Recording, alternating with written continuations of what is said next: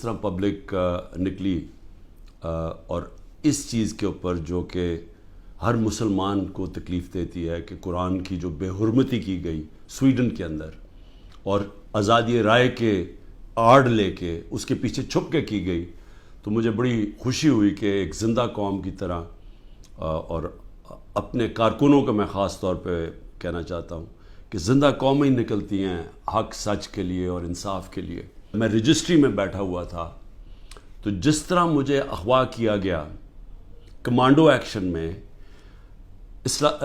Supreme court کا تفصیلی فیصلہ آیا اور اس میں دو چیزیں واضح ہو گئیں کہ ایک کہ یہ غیر قانونی تھا اور غیر آئینی تھا، جو طریقہ انہوں نے جس طرح مجھے وہاں سے اغوا کیا ہے وہ غیر قانونی بھی تھا اور غیر ہمارے آئین کے خلاف بھی تھا، اور یہ بھی اس میں آیا سپریم کورٹ کے فیصلے میں کہ جب میں چیف جسٹس صاحب کے سامنے پیش ہوا تو پہلی دفعہ مجھے پتہ چلا کہ کیا ہوا، ملک کے اندر توڑ پھوڑ ہوئی، آگ لگی، کتنے بڑے احتجاج ہوئے۔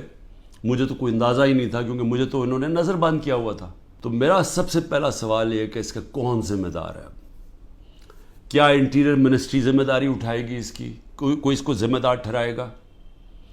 اور کیا نیب چیئرمین اس کی ذمہ داری لے گا جو ہوا میرے ساتھ؟ اور میں اب اس سے آگے چلتا ہوں۔ جب مجھے یہ جس طرح اٹھایا گیا اور اب ثابت ہو گیا کہ یہ اس ملک کے آئین اور قانون کے خلاف تھا، تو کیا ہماری پارٹی کو یہ حق نہیں تھا پرامن احتجاج کرنے کا؟ میں نے سپریم کورٹ میں جب مجھے بتایا چیف جسٹس صاحب نے، میں نے اس کی مذمت کی اور انہوں نے وہ لکھا اپنے آرڈر کے اندر، اور میں نے کہا کہ 27 سال میں آج تک میں نے کبھی اپنی جماعت کو یہ نہیں کہا کہ کسی قسم کی انتشار کے اندر شامل ہو۔ غداری کس نے کی؟ کیا ڈنڈے مار کے ایک پارٹی کے سربراہ کو اور اس کے لوگوں کو مار کے اور غیر قانونی طور پہ اغوا کرو اور پھر ہم سمجھیں کہ جی وہ بھیڑ بکریوں کی طرح چپ کر کے بیٹھ جائے گی پارٹی؟ وہ احتجاج بھی نہیں کر سکتی، وہ احتجاج کرے تو وہ غداری ہوگی اب، اور ان کو ساروں کو جیلوں میں 48 گھنٹے میں 10,000 لوگوں کو جیلوں میں ڈالا، سینئر لیڈرشپ ساری جیل میں، ابھی ساری انڈر گراؤنڈ ہے۔ مجھے یہ شک ہے پری پلان تھا سب کچھ، یہ ریاکشن پتہ تھا اس کا ریاکشن ہونا ہے، اور اس ریاکشن سے پہلی تیاری کی ہوئی تھی کہ اس کے بعد کرنا کیا ہے، کیسے انہوں نے تحریک انصاف کو کرش کرنا ہے، جو ابھی تک کوششیں ہیں۔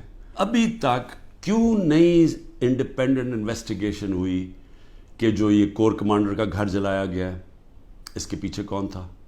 کیوں نہیں انڈیپینڈنٹ انویسٹیگیشن؟ ہر جگہ سے ایک آئی کہ جی لوگ تھے، کئی لوگ اندر گھسے ہوئے تھے، وہ اشتعال دلوا رہے تھے لوگوں کو، اور پھر ہر جگہ سے ایک چیز آئی کہ جی یہ جو ریڈیو پاکستان جلا ہے یہ کوئی ماچس کی تیلی سے تو نہیں جلا، جو میاں والی کے اندر جہاز چوک جو سب کو فخر کرتے تھے، وہ سیبر جو لگا ہوا ہے میاں والی میں، اس کو کس نے جلایا ہے؟ ایلومینیم کیسے جل سکتا ہے ماچس سے؟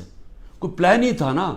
جو 16 لوگ شہید کیے گئے ہیں، اس کے علاوہ جو 3 لوگ، پہلے میں 2 سمجھ، 3 لوگوں کی ٹانگیں ضائع ہو گئی ہیں، ٹانگیں کٹ گئی گولیاں لگ کے، ایک پیرالائزڈ ہے، اس کی کمر میں گولی لگی ہے، وہ بستر پہ ہے، اور اس کے علاوہ 50 سے زیادہ لوگوں کو گولیاں لگی ہیں۔ اب میں یہ سوال پوچھتا ہوں، یہ کیا پاکستانی نہیں تھے؟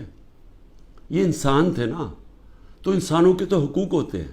ان سب کو خوف ہے کہ الیکشنز کے اندر انہوں نے ہار جانا ہے، تو یہ پوری سازش کا حصہ بنے ہوئے ہیں، اور اسٹیبلشمنٹ کے ساتھ جان کے اسٹیبلشمنٹ کو ہمارے خلاف اور کر رہے ہیں، صرف اس لیے کہ یہ الیکشن میں پی ٹی آئی کو اسٹیبلشمنٹ ختم کرے پی ٹی آئی کو، تاکہ یہ چور پھر سے الیکشن جیت کے آ جائیں۔ کون ہیں وہ لوگ جو اس تباہی سے فائدہ اٹھا رہے ہیں؟